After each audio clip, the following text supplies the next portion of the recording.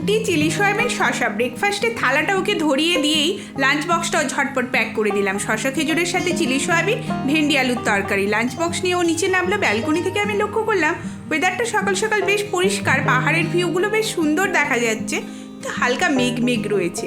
বাঁশ পেয়েও বেরিয়ে গেল অফিসের জন্য।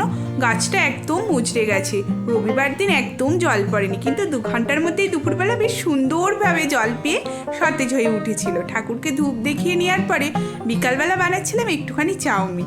ক্যাপসিকামটা কিনে এনেছিলাম, আমার এই বৃষ্টির কারণে না একটু নষ্টই হয়ে যাচ্ছে সবজিগুলো, তাই চাউমিনটা ঝটপট বানিয়ে নিলাম। ততক্ষণ সন্দীপন অফিস থেকে ফিরে পড়লো, নেক্সট দিনের সবজি কেটে রাখলাম। দুর্গাপুজোটা এইবারে সব তিথিগুলো 2 দিন অর্ধেক অর্ধেক ভাবে পড়েছে, তাই পঞ্চমী না ষষ্ঠীর উইশ করবো সেটা বুঝতেই পারছি না। সব মিলিয়েই বলছি শুভ শারদীয়ার অনেক অনেক শুভেচ্ছা। সবার পুজো খুব ভালো কাটুক। শসা পেঁয়াজ দিয়ে চাউমিন খেতে ভীষণ ভালো লাগে।